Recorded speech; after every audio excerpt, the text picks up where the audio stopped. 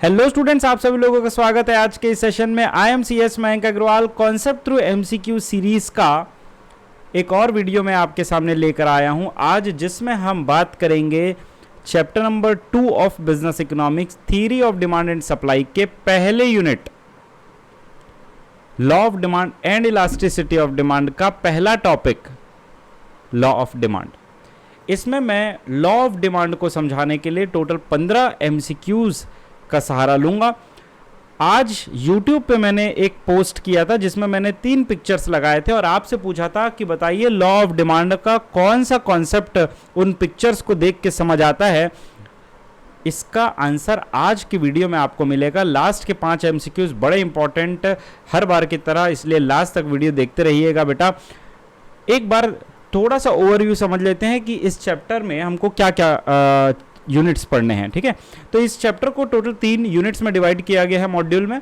Unit number 1 law of demand and elasticity of demand, unit number 2 consumer behaviour और unit number 3 supply.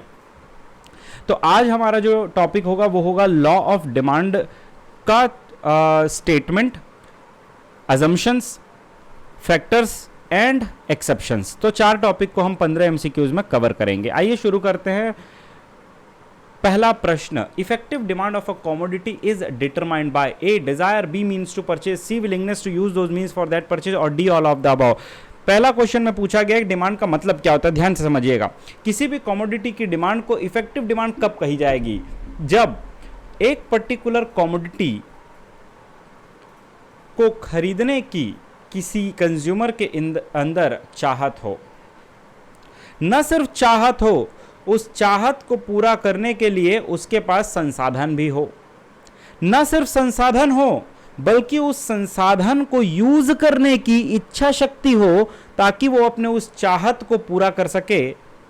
जब ये तीनों चीजें होंगी तब हम कहेंगे कि एक पर्टिकुलर कमोडिटी की डिमांड इफेक्टिव डिमांड है। तो अगर मैं इससे कहूं कि डिमांड की डेफिनेशन क्या होती है, so demand refers to that quantity of a commodity that the consumers are willing and able to purchase at its different prices during a given period of time. एक पर्टिकुलर टाइम पीरियड में किसी commodity के अलग अलग prices पे कितनी quantity एक consumer खरीदना चाहता है और खरीदने की कैपेसिटी रखता है, इसे हम कहते हैं effective demand. So correct answer will be all of the above, that is desire, means to purchase, willingness to use those means for that purchase and all of the above. इस MCQ से हमको समझ आया demand का मतलब क्या होता है। दूसरा क्वेश्चन है बेटा, the relationship between the income and the quantity demanded depends upon what? Nature of the goods, quality of the goods, taste and preference of the consumer और future expectation about the change in prices. अब यहाँ पे ये जो options दिए हैं ये other factors को डिटरमाइन करते हैं। जैसे कि डिटर्मिनेंट्स ऑफ डिमांड में 2 फैक्टर्स होते हैं ब्रॉडली। पहला होता है प्राइस ऑफ द कमोडिटी, दूसरा होता है factors other than price of the commodity. किसी भी कमोडिटी की डिमांड उस पर्टिकुलर कमोडिटी के प्राइस पे निर्भर करती है, यहीं से लॉ ऑफ डिमांड बना हुआ है। लेकिन उस पर्टिकुलर कमोडिटी के प्राइस को छोड़ के बाकी जितने भी फैक्टर्स उसकी डिमांड को अफेक्ट करेंगे वो अदर फैक्टर्स में आते हैं, जिसमें ब्रॉडली आता है इनकम, जिसमें ब्रॉडली आता है related goods, income of the consumer, taste and preference of the consumer और future expectation about the change in price. आपको बताना है कि इनकम और क्वांटिटी डिमांड के बीच का जो रिश्ता है वो किस पे डिपेंड करता है? क्या नेचर ऑफ द गुड्स पे डिपेंड करता है, क्वालिटी पे डिपेंड करता है, टेस्ट एंड प्रेफरेंस पे डिपेंड करता है या फ्यूचर एक्सपेक्टेशन पे? तो ध्यान से सुनना। देखिए, इनकम के आधार पे गुड्स का 2 क्लासिफिकेशन होता है। ठीक है बेटा, इनकम के आधार पे गुड्स का 2 क्लासिफिकेशन होता है। एक होता है नॉर्मल गुड्स और दूसरा होता है इंफीरियर गुड्स। नॉर्मल गुड्स के साथ रिलेशन क्या होता है कि अगर किसी कंज्यूमर की इनकम बढ़ रही है तो नॉर्मल गुड्स की जो क्वांटिटी डिमांडेड है वो भी बढ़ेगी। अगर किसी कंज्यूमर की इनकम घट रही है तो नॉर्मल गुड्स की क्वांटिटी डिमांडेड भी घटेगी। मतलब यहाँ पे रिलेशनशिप बड़ा डायरेक्ट होता है कि अगर इनकम बढ़ी तो quantity demand of the normal goods बढ़ेगा, अगर इनकम घटी तो quantity demanded of the normal goods घटेगा। वहीं अगर मैं इंफीरियर गुड्स की बात करूँ तो ये उल्टा होता है। अगर किसी कंज्यूमर की इनकम बढ़ रही है और किसी गुड्स की क्वांटिटी कम हो जाती है तो हम कहेंगे कि वो कमोडिटी इंफीरियर गुड्स है। सिमिलरली अगर उसकी इनकम घट जाती है तो इस पर्टिकुलर कंज्यूमर और इस पर्टिकुलर कमोडिटी की डिमांड, मतलब इस पर्टिकुलर कंज्यूमर के द्वारा उस कमोडिटी की डिमांड क्या हो जाएगी, बढ़ जाएगी। मतलब यहाँ पे इन्वर्स रिलेशनशिप होता है। अब ये जो नॉर्मल कमोडिटी है या इंफीरियर कमोडिटी है, ये क्या है, गुड्स का नेचर है या गुड्स का क्वालिटी है? बहुत सारे बच्चे इसमें कंफ्यूज होते हैं और उनको लगता है कि सर ये तो गुड्स की क्वालिटी है, इंफीरियर मतलब तुच्छ, नॉर्मल मतलब ठीक ठाक। ऐसा नहीं है बेटा, क्योंकि एक पर्टिकुलर कमोडिटी एक कंज्यूमर के लिए नॉर्मल हो सकती है, वहीं सेम कमोडिटी दूसरे कंज्यूमर के लिए इंफीरियर हो सकती है। उदाहरण के तौर पे मान लेते हैं कि मैं एक स्मार्टफोन यूज करता हूं रेडमी कंपनी का। अब मेरी जैसी इनकम बढ़ती है तो मैंने एक और रेडमी फ़ोन ले लिया, फिर और इनकम बढ़ी तो मैंने एक और रेडमी फ़ोन ले लिया। मतलब इनकम मेरी बढ़ते चले जा रही है तो रेडमी की मैं डिमांड बढ़ाते चले जा रहा हूं, तो मेरे लिए ये क्या हो गया बेटा, नॉर्मल गुड्स हो गया। वही दूसरी ओर एक दूसरा व्यक्ति है, वो क्या करता है, जब उसकी इनकम एक पर्टिकुलर लेवल पे है तो वो रेडमी का फ़ोन यूज़ कर रहा है। जैसे उसका इनकम बढ़ती है वो रेडमी के फ़ोन से शिफ्ट हो जाता है किसकी तरफ, एप्पल आईफोन की तरफ।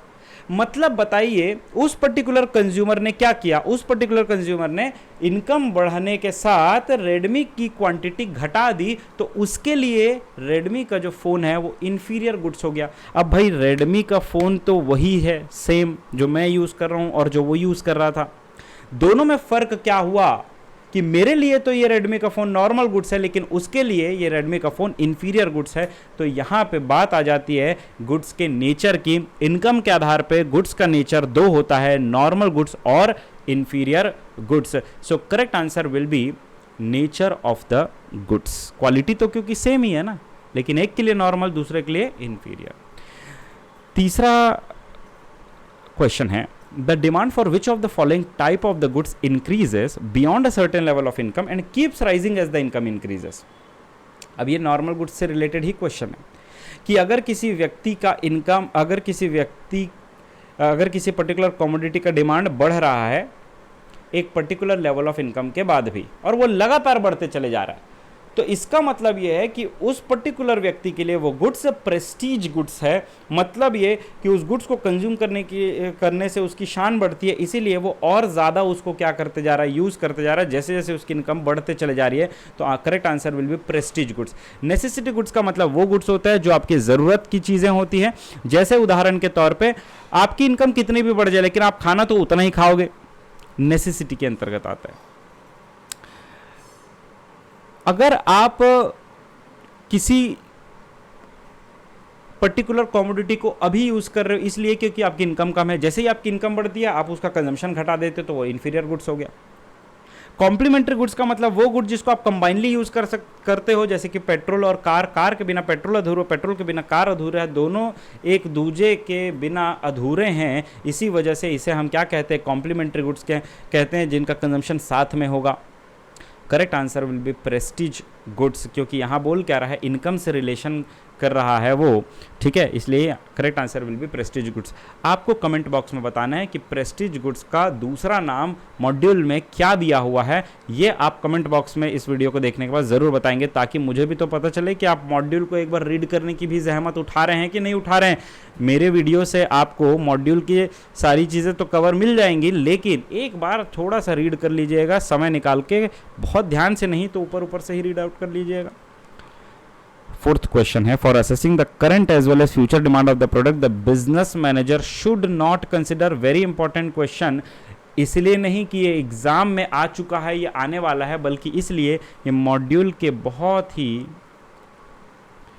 फाइन लाइन से मैंने इसको ढूंढ के फ्रेम किया है। दूसरा, ये क्वेश्चन थोड़ा सा ध्यान से पढ़ने वाला है, क्योंकि बच्चा इसका आंसर फटाक से दे देता है और गलत करके आता है। क्या है इस क्वेश्चन में ऐसा खास, समझते हैं। आप मान लीजिए कि सैमसंग, अभी हम ऐसी दुनिया में जी रहे हैं जहां पे कीपैड मोबाइल चल रहा है, इमेजिनरी है, इमेजिनेशन कर लीजिए बेटा कि एक ऐसी दुनिया है जहां पे अभी हम लोग कीपैड मोबाइल यूज़ कर रहे हैं। सैमसंग का जो मैनेजिंग डायरेक्टर है वो इंडिया हेड मैनेजर से बात करता है और कहता है कि देखिए, हम चाहते हैं कि इंडिया में हम सैमसंग का फ़ोन लॉन्च करें, स्मार्टफोन लॉन्च करें। आपको बताना है क्या हमें लॉन्च करना चाहिए या नहीं करना चाहिए। भाई यही तो है बिजनेस इकोनॉमिक्स, कि आप जो पढ़ रहे हैं law of demand, law of supply, इसको आप कैसे अपने बिजनेस में यूज करेंगे, इसी की तो बात हमने कही थी इंट्रोडक्शन चैप्टर में। यही तो है बिजनेस इकोनॉमिक्स। तो मैनेजिंग डायरेक्टर ने पूछ लिया बिजनेस मैनेजर से कि बताइए भाई साहब, सैमसंग स्मार्टफोन बिकेगा कि नहीं बिकेगा। तो वो क्या करेगा, क्या फैक्टर कंसिडर करेगा? क्या वो सिर्फ ये देखेगा कि भारत देश में कंज्यूमर की इनकम कितनी है, या वो ये भी देखेगा कि मैक्रो इकोनॉमिक वेरिएबल्स में किस तरीके के मूवमेंट आ रहे हैं जो कंज्यूमर के डिमांड को अफेक्ट करते हैं? तो समझना बच्चा यहाँ क्या गलती करता है। पहली गलती तो वो ये करता है कि उसको लगता है कि भाई demand of the product, demand and supply, ये तो माइक्रो इकोनॉमिक का क्वेश्चन है, मैक्रो इकोनॉमिक्स के लिए कोई जगह नहीं है, इसीलिए बी ऑप्शन तो नहीं ही होगा। अब आइए समझते हैं कि कैसे future demand of the product और current demand of the product दोनों पे डिपेंड करता है, कंज्यूमर की इनकम पे भी और मैक्रो इकोनॉमिक वेरिएबल पे भी। भारत में मान लेते हैं कि सरकार ने कहा कि देखिए, स्मार्टफोन से बच्चे फ़ोन के आदी होते चले जा रहे हैं, उनको लत लग गई है, उनकी मेमोरी लॉस हो रही है, उनके ब्रेन पे बुरा असर पड़ रहा है। स्मार्टफोन की लत से न सिर्फ बच्चे बल्कि बुजुर्ग, जवान सबको ही ग्रसित हैं। इसीलिए सरकार आज से फैसला लेती है कि भारत में कभी भी स्मार्टफोन लॉन्च नहीं होगा। अब सरकार की जो पॉलिसी है वो मैक्रो इकोनॉमिक वेरिएबल है। दूसरा, किसी कंट्री की जो जीडीपी है वो भी मैक्रो इकोनॉमिक्स में आती है, नेशनल इनकम जो है वो भी मैक्रो इकोनॉमिक्स में आती है। तो अगर मैक्रो इकोनॉमिक वेरिएबल में मूवमेंट हो रहा है जिसकी वजह से कंज्यूमर की इनकम पे या वहां के रहने वाले लोगों की इनकम पे असर पड़ रहा है, तो एक बिजनेस मैनेजर को इंडिविजुअल कंज्यूमर की इनकम को भी कंसिडर करना है, साथ ही साथ उन मैक्रो इकोनॉमिक वेरिएबल को भी आइडेंटिफाई करना है, उसके बारे में भी एनालाइज करना है जिससे कि कंज्यूमर की इनकम पे असर पड़ता हो। कौन सी इनकम? Disposable income.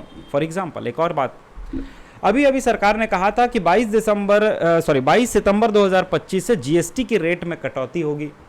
जीएसटी की रेट में कटौती होने से होगा क्या कि कंज्यूमर के पास पैसा ज्यादा बचेगा, उनको गुड्स सस्ते दामों में मिलेंगे, तो इससे कंज्यूमर का जो डिस्पोजेबल इनकम है वो बढ़ेगा। डिस्पोजेबल इनकम का मतलब क्या होता है कि आपके पास कितना पैसा है खर्च करने के लिए, उसको हम डिस्पोजेबल इनकम कहते हैं, जिसको आप डिस्पोज कर सकते हो।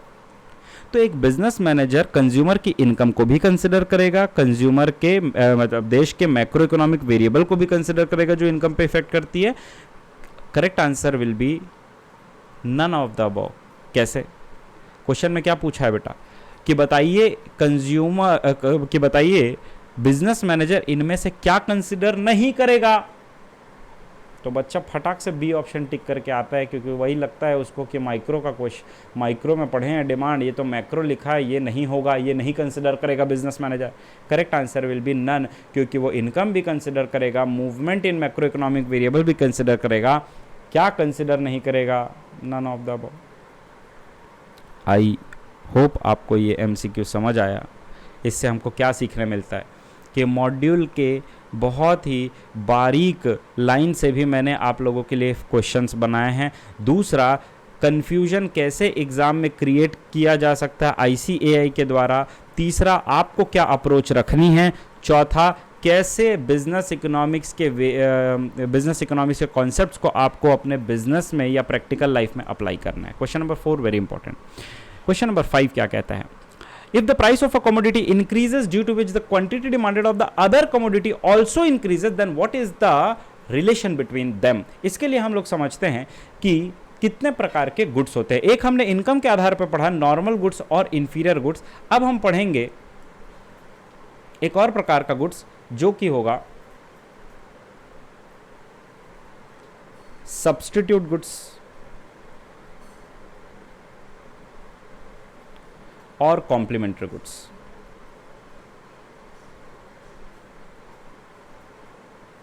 ठीक है, सबसे पहले समझते हैं सब्स्टिट्यूट गुड्स क्या होता है। जैसा कि मैंने बताया, सब्स्टिट्यूट गुड्स उन गुड्स को कहा जाता है जो एक दूसरे के जगह पे यूज़ कर सकते हैं। फॉर एग्जांपल यहाँ पे मैं एक एग्जांपल लेता हूँ, ध्यान समझिएगा। मान लीजिए कि एक व्यक्ति है, उसको बहुत ज़्यादा मैंगो जूस पीने की तलब लगी। वो एक दुकान में जाता है और कहता है कि भाई साहब मुझे माज़ा दे दीजिए। दुकानदार कहता है भाई साहब माज़ा तो नहीं है, आप इसके बदले फ्रूटी ले जाइए, क्योंकि फ्रूटी भी मैंगो जूस है, माज़ा भी मैंगो जूस है। उसको मतलब था मैंगो जूस से, उसने फ्रूटी ही ले लिया। यहाँ पे माज़ा और फ्रूटी जो है वो क्या हो गया बेटा, माज़ा और फ्रूटी हो गया सब्स्टिट्यूट गुड्स, क्योंकि दोनों एक दूसरे के बदले यूज़ किए जा सकते हैं।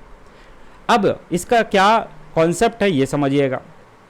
अगर मैं जब भी हम ये एनालाइज कर रहे हैं कि एक का प्राइस बढ़ने या घटने की वजह से दूसरे की डिमांड पे क्या असर पड़ता है, तो उनमें से हमको एक को लेना होता है गिवन कमोडिटी और दूसरे को लेना होता है सब्स्टिट्यूट गुड्स।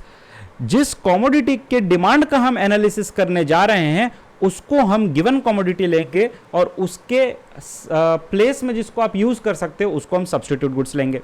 अब यहां पे समझना बिल्कुल ध्यान से कि अगर क्वेश्चन में क्या बोला है बेटा, क्वेश्चन में बोला है कि अगर एक कमोडिटी का प्राइस इंक्रीज होता है तो दूसरी कमोडिटी की क्वांटिटी डिमांड भी बढ़ेगी। आइए देखते हैं सब्स्टिट्यूट गुड्स में क्या असर होता है। तो मान लेते हैं कि माज़ा है गिवन कमोडिटी जिसका क्वांटिटी डिमांडेड एनालिसिस हमको करना है, प्राइस से हमको इससे कोई मतलब नहीं है, और सब्स्टिट्यूट गुड्स के प्राइस से मतलब है, मतलब फ्रूटी के प्राइस से मतलब है। अब समझना, मान लेते हैं कि माज़ा की कीमत भी 20 रुपया थी, फ्रूटी की कीमत भी 20 रुपया थी। इस सिनेरियो में माज़ा की जो डिमांड थी कंज्यूमर के द्वारा वो 100 यूनिट्स की थी। अब होता क्या है कि फ्रूटी का जो प्राइस है वो बढ़ जाता है, 40 रुपया हो जाता है। तो अब बताइए, माज़ा का कीमत 20 का 20 ही रहता है। अब आपको बताना है कि माज़ा की डिमांड पे क्या असर पड़ेगा। Increase in the price of one good will affect the demand of the other good. आपको बताना है कि क्या असर पड़ेगा। सबसे पहला, अगर फ्रूटी 20 से 40 हो गई है, मतलब फ्रूटी पीना महंगा हो गया है। जो व्यक्ति पहले फ्रूटी पिया करता था, अब उसको लगेगा भैया मैंगो जूस ही तो चाहिए, टेस्ट तो मैंगो का ही आना चाहिए ना, तो फ्रूटी की जगह माज़ा ही पी लेते हैं। तो माज़ा की डिमांड पे क्या असर पड़ेगा बेटा, माज़ा की डिमांड बढ़ने लगेगी। मतलब एक कमोडिटी का अगर प्राइस बढ़ा तो दूसरे कमोडिटी की डिमांड भी बढ़ रही है। ऐसे गुड्स को हम क्या कहेंगे, सब्स्टिट्यूट गुड्स। यही तो क्वेश्चन में बोला गया था। If the price of a commodity increases due to which the quantity demanded of the other commodity also increases, then the relationship between the two is known as substitute goods. ठीक है। एक और बात, यहाँ पे एक ट्विस्ट था जो मैंने दिया था कि सब्स्टिट्यूट गुड्स को ही हम कॉम्पीटिंग गुड्स भी कहते हैं। ठीक है, सब्स्टिट्यूट गुड्स का नाम ही दूसरा क्या है, competing goods. Correct answer will be both B and C. अब जो हमने सब्स्टिट्यूट गुड्स के केस में देखा उसका जस्ट ऑपोजिट होता है कॉम्प्लीमेंट्री गुड्स के केस में। कॉम्प्लीमेंट्री गुड्स में क्या होता है, ध्यान से समझिएगा, इसको भी समझा देता हूं। अब यहां पे कॉम्प्लीमेंट्री गुड्स उन गुड्स को कहा जाता है जो एक दूसरे के बिना अधूरे हैं, जैसे कार और पेट्रोल। कार और पेट्रोल, भाई कार के बिना पेट्रोल अधूरा, पेट्रोल के बिना कार अधूरा। अब यहाँ पे दोनों जब तक के साथ में मिल नहीं जाते तब तक के इनका कंजम्पशन पॉसिबल नहीं है। तो यहाँ पे हम एक को ले लेते हैं गिवन कमोडिटी, दूसरे को हम ले लेते हैं substitute goods, complementary goods.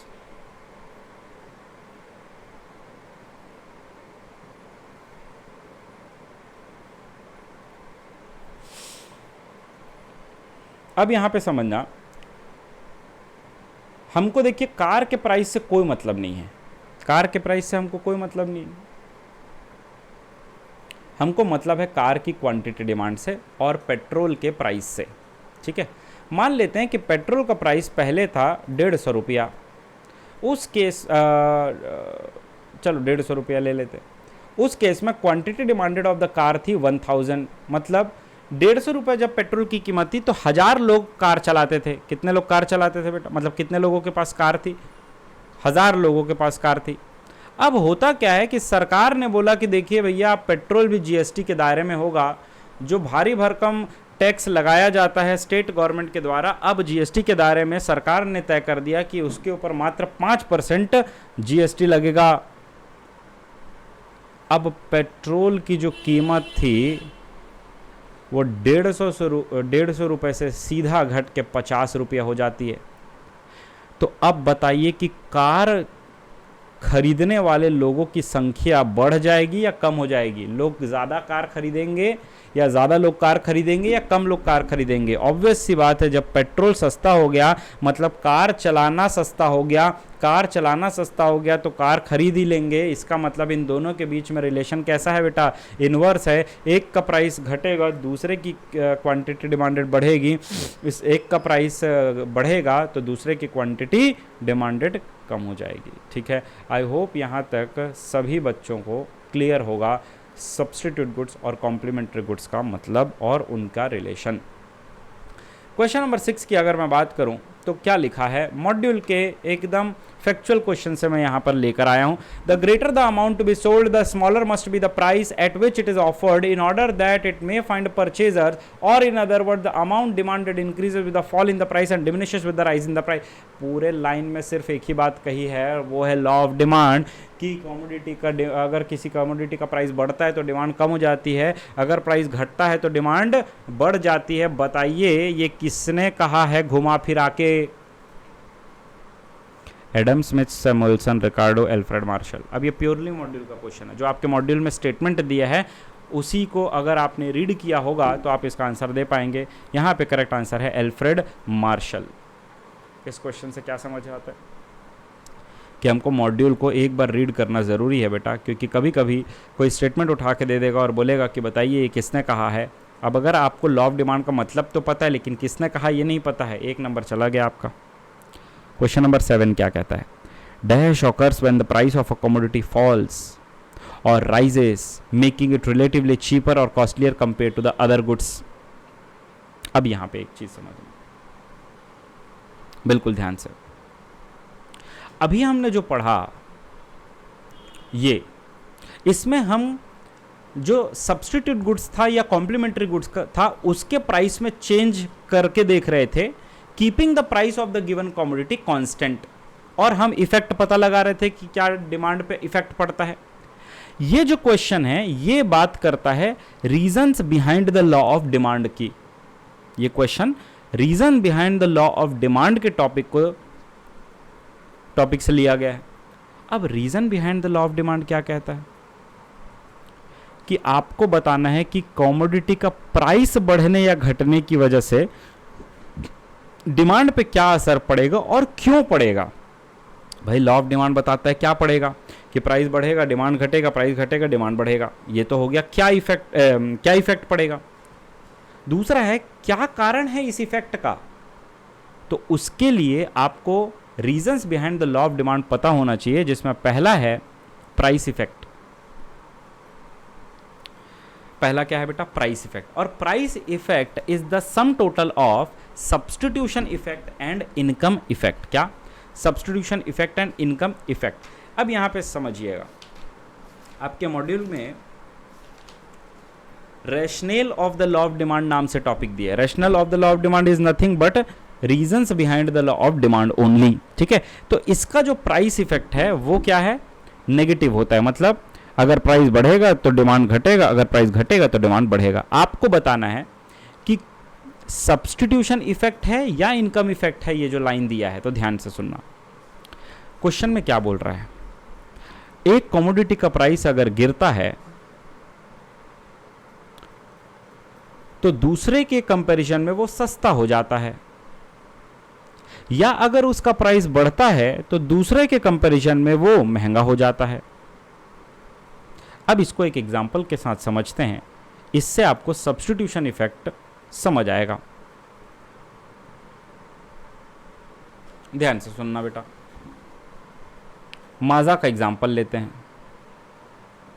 Same ऊपर वाला एग्जांपल ले रहा हूं, माजा फ्रूटी। बस क्या डिफरेंस आएगा यहां पे आप देखिएगा, माजा भी 20 रुपया का था, फ्रूटी भी 20 रुपया का था।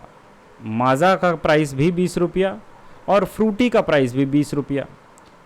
माजा क्या है हमारे केस में, गिवन कमोडिटी, और फ्रूटी क्या है हमारे केस में, सब्स्टिट्यूट गुड्स। माजा भी 20 रुपया, फ्रूटी भी 20 रुपया। माजा की क्वांटिटी डिमांड जो थी वो थी 100 यूनिट की।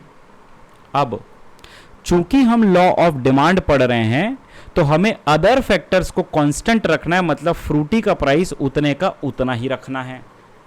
आपको यह पता लगाना है कि अगर गिवन कमोडिटी के प्राइस में चेंज आता है तो उसकी डिमांड पे क्या असर पड़ेगा। तो यहां पे अगर मैं माजा के प्राइस को बढ़ा के 40 कर देता हूं तो अब लोग क्या करेंगे, जो पहले माजा पीते थे अब वो बोलेंगे हे भगवान माजा बहुत महंगा हो गया है, एक काम करते हैं अब फ्रूटी पिएंगे। मतलब माजा की डिमांड धीरे धीरे क्या होने लगेगी बेटा, कम होने लगेगी। यस और नो? क्यों? क्योंकि माजा की कीमत बढ़ने से लोगों को उसका सब्स्टिट्यूट गुड सस्ता लग रहा है और अब वो सब्स्टिट्यूट्स की तरफ भागेंगे। हमको ये मतलब नहीं है कि सब्स्टिट्यूट गुड्स की डिमांड पे क्या असर पड़ रहा है, हमको ये मतलब है कि गिवन कमोडिटी की डिमांड पे क्या असर पड़ रहा है। Correct answer will B substitution effect. दोनों में फर्क समझ लीजिए। ऊपर वाला जो मैंने आपको बताया वो ये बताया कि सब्स्टिट्यूट गुड्स के प्राइस पे चेंज होने से गिवन कमोडिटी की डिमांड पे क्या असर पड़ेगा। वहीं दूसरे एग्जांपल में मैंने आपको बताया कि सब्स्टिट्यूट गुड्स का प्राइस अगर सेम है लेकिन अगर गिवन कमोडिटी का प्राइस कम या ज्यादा हो रहा है तो उसकी डिमांड पे क्या असर पड़ेगा और क्यों पड़ेगा। क्या तो पता है क्यों पड़ रहा है ये असर? क्योंकि कंज्यूमर के लिए जो दूसरा कमोडिटी है सब्स्टिट्यूट गुड्स वो रिलेटिवली चीपर लगने लगेगा। हालांकि वो एक्चुअल में चीपर नहीं है, पहले भी 20 था आज भी 20 है, तो चीपर तो हुआ नहीं लेकिन रिलेटिवली चीपर हो गया। रिलेटिवली चीपर का क्या मतलब है कि as compare to Maaza Frooti सस्ता लग रहा है हमको, रिलेटिवली चीपर। तो क्या हो रहा है इसका असर, इसका प्राइस बढ़ा तो इसका डिमांड घट गया। क्यों? क्योंकि सब्स्टिट्यूट गुड्स अब रिलेटिवली चीपर लगने लग गया है, इसीलिए इसे हम कहते हैं सब्स्टिट्यूशन इफेक्ट। क्या कहते हैं बेटा? Substitution effect. क्वेश्चन है अगला, substitution effect will be stronger when. सबसे ज्यादा सब्स्टिट्यूशन इफेक्ट कब होगा? बड़ा इंपॉर्टेंट क्वेश्चन। पहला, जब गुड्स क्लोजर सब्स्टिट्यूट्स होंगे। दूसरा, जब दो गुड्स के बीच में स्विच करने का कॉस्ट कम होगा। तीसरा, greater convenience in switching between the substitutes, और D all of the above. क्या मतलब हो इसका कि भाई कब सब्स्टिट्यूशन इफेक्ट के कारण डिमांड पे बहुत ज्यादा असर पड़ेगा। अब देखो, क्या माजा और फ्रूटी एक दूसरे के क्लोज सब्स्टिट्यूट थे? हाँ, क्लोज सब्स्टिट्यूट तो थे भाई। भाई कंज्यूमर को तो मैंगो जूस पीना था, अब वो माजा पिए या फ्रूटी पिए उसको उससे मतलब नहीं है, उसको तो मैंगो जूस से मतलब है। दे आर क्लोज सब्स्टिट्यूट क्योंकि टेस्ट भी ऑलमोस्ट सेम है दोनों का, है ना, तो दे आर क्लोज सब्स्टिट्यूट्स। दूसरा, cost of switching the goods, cost of switching to the goods is low. बिल्कुल भाई, एक माजा से फ्रूटी बदलने में आपको थोड़ी ना दूसरे शहर जाना है, आपको तो सिर्फ क्या करना है, उसी दुकान में कहना है माजा नहीं है तो फ्रूटी दे दीजिए, फ्रूटी नहीं है तो माजा दे दीजिए। Cost of switching to the next goods is low. तीसरा है great convenience in switching between the substitutes. बिल्कुल आसान है, वही दुकान पर जाइए, वहीं माजा भी मिल रहा है, वहीं फ्रूटी भी मिल रहा है, तो कन्वीनियंस है। अगर कोई दो गुड्स क्लोज सब्स्टिट्यूट्स हैं, एक से दूसरे गुड्स में स्विच करने का कॉस्ट काफी कम है, कन्वीनियंस है स्विच करना, तो फिर सब्स्टिट्यूशन इफेक्ट बहुत ज्यादा स्ट्रांग होगा। Correct answer will be all of the above. अगला प्रश्न है, which of the following concept is depicted in the statement increase in the demand due to increase in the real income when the price of a commodity falls is known as what. अगर किसी consumer की demand increase हो रही है, क्यों? उसके real income में increase होने की वजह से, जब प्राइस फॉल हो रहा है। अब ये कॉन्सेप्ट क्या है इसको भी समझ लेते हैं फटाक से, ध्यान से समझिएगा। एक कंज्यूमर की इनकम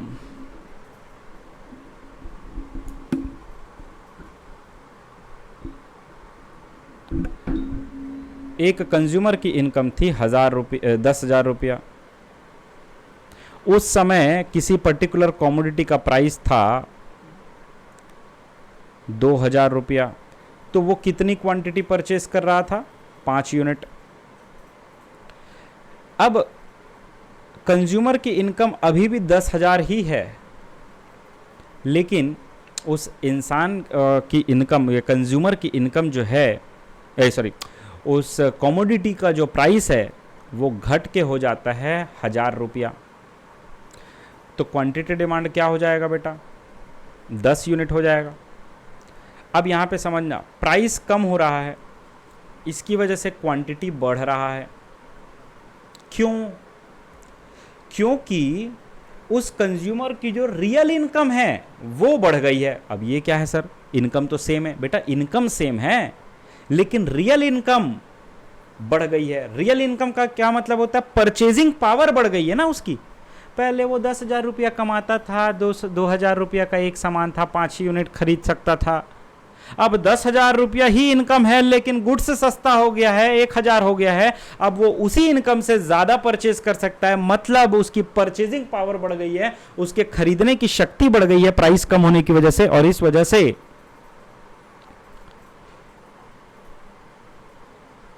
जो डिमांड है वो बढ़ जाएगा। इसे कहते हैं सब्स्टिट्यूशन इफेक्ट, इनकम इफेक्ट। इसे क्या कहते हैं बेटा? Income effect. क्यों? Increase in the real income. ये दोनों जो हैं, कौन सा? सब्स्टिट्यूशन इफेक्ट और इनकम इफेक्ट, ये दोनों कंबाइनली कहलाते हैं प्राइस इफेक्ट, जो कि है rational behind the law of demand, जिसको हम कहते हैं what are the reasons behind the law of demand. अब नेक्स्ट क्वेश्चन है बेटा, question number 10। In which of the following case the income effect works in opposite direction to substitute effect? बड़ा मजेदार question है, ध्यान से समझिएगा कि भाई ऐसा कौन सा केस है जिसमें इनकम इफेक्ट और सब्स्टिट्यूशन इफेक्ट ऑपोजिट डायरेक्शन में मूव होते हैं। कौन से टाइप का गुड्स है जिसमें सब्स्टिट्यूशन इफेक्ट और इनकम इफेक्ट ऑपोजिट डायरेक्शन में होगा? Inferior goods, normal goods, substitute goods और बोथ ए एंड बी। अब यहां पे समझना बिल्कुल ध्यान से, जब आप किसी पर्टिकुलर कमोडिटी के प्राइस, पर्टिकुलर कमोडिटी के डिमांड पे असर समझना चाहते हैं तो आपको प्राइस इफेक्ट को कंसिडर करना पड़ेगा। मतलब यहां पे इनकम इफेक्ट को भी आप कंसिडर करोगे और सब्स्टिट्यूशन इफेक्ट को भी आप कंसिडर करोगे। अब यहां क्वेश्चन में पूछा गया है कि ऐसा कौन सा गुड्स है जिसमें इनकम इफेक्ट और ऑपोजिट और सब्स्टिट्यूशन इफेक्ट दोनों अलग अलग डायरेक्शन में मूव होते हैं। इसका आंसर होगा इंफीरियर गुड्स। क्योंकि देखिए, इंफीरियर गुड्स के केस में, या छोड़ दीजिए, गुड्स को पहले समझते हैं। किसी भी गुड्स की अगर कीमत बढ़ रही है, कीमत कम हो रही है, तो जनरली उसकी डिमांड बढ़ती है ना। लेकिन अगर किसी व्यक्ति की इनकम बढ़ जाए तो इंफीरियर गुड्स का कीमत अगर कम भी हो रहा है तब भी वो उसे कंज्यूम नहीं करेगा।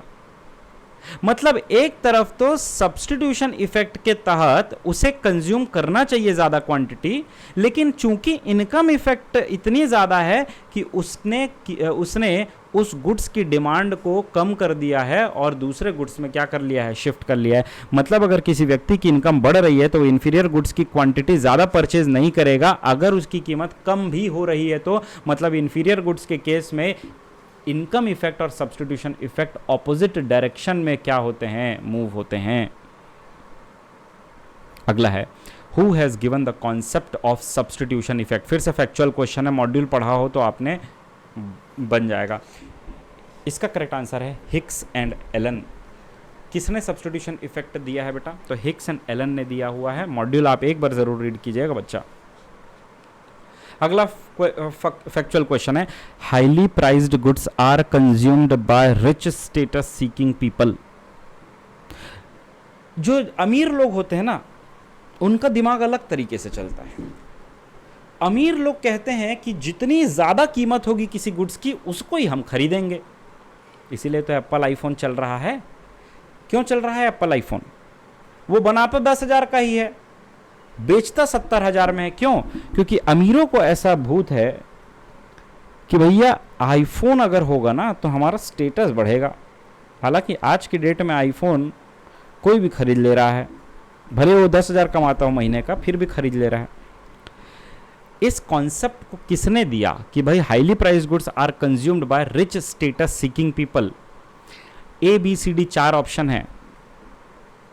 इसका आंसर मैं आपको इस वीडियो के अंत में बताऊंगा, इन 3 क्वेश्चंस को सॉल्व करने के बाद जो अब आएगा, जिसका क्वेश्चन मैंने आपको YouTube पोस्ट के माध्यम से पूछा था। मैंने आपको 3 फोटो दिखाई थी, एक ये फोटो थी, और इसमें मैंने आपसे पूछा था कि बताइए कि ये फोटो से आपको लॉ ऑफ डिमांड का कौन सा कॉन्सेप्ट समझ में आता है। तो ऑप्शंस देख लीजिए। A bandwagon effect, B snob effect, C demonstration effect, D Veblen effect. पहले तो समझिए कि इस पिक्चर में क्या दिख रहा है आपको। इस फोटो में आपको 4 महिलाएं दिख रही हैं, चारों बहुत अमीर दिख रही हैं। हीरे का नेकलेस पहना हुआ, हीरे का हार पहना हुआ है, डायमंड नेकलेस गले में है। चारों के पास आईफोन है, चारों के पास जो है वो BMW, ऑडी, फरारी, जैगवार इस टाइप की गाड़ियां हैं। अब बताइए कि ये किस इफेक्ट को दर्शा रहा है? Band wagon effect, snob effect, demonstration effect या वेबलन इफेक्ट? तो बेटा ये पहले तो कॉन्सेप्ट समझिए कि इस पिक्चर से क्या कॉन्सेप्ट समझ में आ रहा है।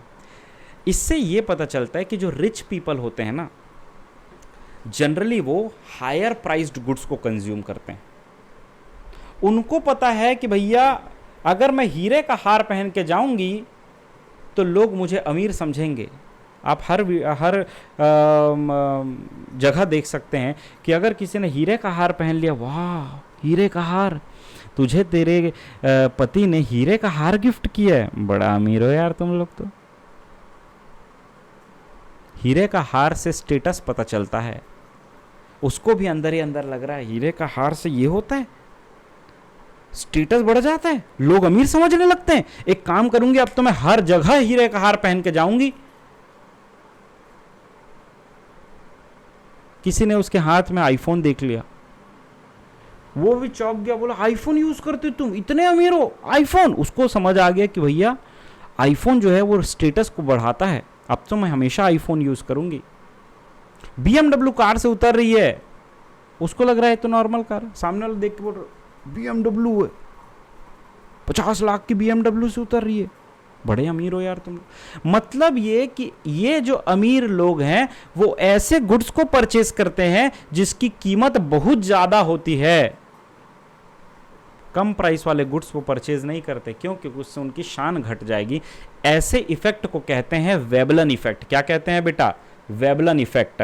अब आप रिलेट कर पा रहे होंगे कि ऊपर जो मैंने आपसे पूछा था कि हाई प्राइज्ड गुड्स जो हैं वो rich status seeking people use करते हैं, ये कॉन्सेप्ट किसने दिया था? तो भाई साहब ये जो थॉर्स्टीन वेबलन थे ना, इनके ही नाम पे ये कॉन्सेप्ट पड़ा था, वेबलन इफेक्ट। क्या पड़ा था बेटा? Veblen effect. बहुत इंपॉर्टेंट है, आखिरी के तीनों क्वेश्चन एग्जाम में बार बार पूछे जाते हैं, हर बार पूछे जाते हैं। जिसमें आपको ये टॉपिक है सब क्लास में पूछा जाएगा, इसलिए अच्छे से पढ़िए, समझिए। दूसरा है Which concept is depicted in the below mentioned image? अब इस इमेज में आपको क्या दिख रहा है? इस इमेज में आपको 2 बच्चे दिख रहे हैं, है ना? हालांकि दोनों ही नाबालिग दिख रहे हैं, बट ठीक है। एक बच्चा जो है उसके पास हीरो स्प्लेंडर है, दूसरे के पास हीरो करिश्मा है। ये स्पोर्ट्स बाइक चला रहा है, बड़ा खुश है। ये बेचारा सोच रहा है कि मैं भी एक दिन स्पोर्ट्स कार खरीदूंगा, जब ये खरीद सकता है तो मैं क्यों नहीं खरीद सकता। इसका देखा देखी ये भी अपने पापा से जिद करने लगा, पापा पापा मुझे भी स्पोर्ट्स कार चाहिए, मेरा दोस्त स्पोर्ट्स कार चलाता है। पापा बेचारे मजबूर हो गए और इसको भी क्या दिला दिया?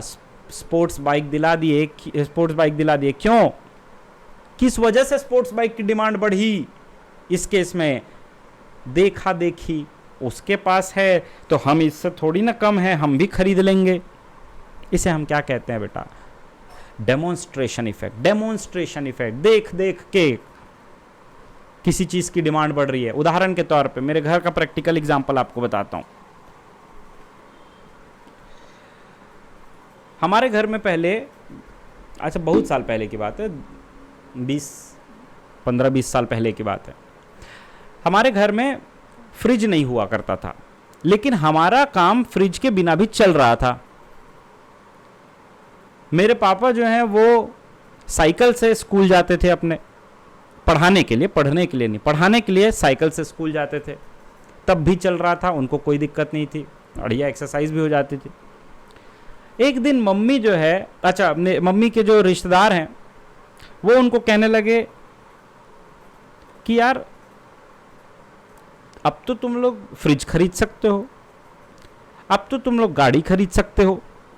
मम्मी भी जब रिश्तेदारों के यहाँ जाती थी तो देखती थी कि इसके यहाँ तो फ्रिज है, इसके पति जो हैं वो तो गाड़ी में चल रहे हैं। अब मम्मी पापा के पास जिद करने लगी, बोले कि अजी सुनते हो, आप भी गाड़ी ले लीजिए, आपके पास कोई कमी है क्या, गाड़ी ले लीजिए, गाड़ी से स्कूल जाइएगा। मुझे फ्रिज में सब्जी स्टोर करके रखनी है, रोज रोज मैं सब्जी नहीं लाने जाऊंगी। हालांकि सब्जी पापा ही लाने जाते हैं, फिर भी। तो ये क्या हो रहा है, अब मम्मी की जिद के कारण पापा ने क्या किया, फ्रिज भी खरीद लिया, गाड़ी भी खरीद ली। ये क्या हुआ, फ्रिज और गाड़ी की डिमांड क्यों बढ़ी, देखा देखी के कारण बढ़ी। वो उसके पास है तो मेरे पास क्यों नहीं, मैं भी खरीदूंगा। इसे हम कहते हैं डेमोन्स्ट्रेशन इफेक्ट। क्या कहते हैं बेटा, डेमोन्स्ट्रेशन इफेक्ट।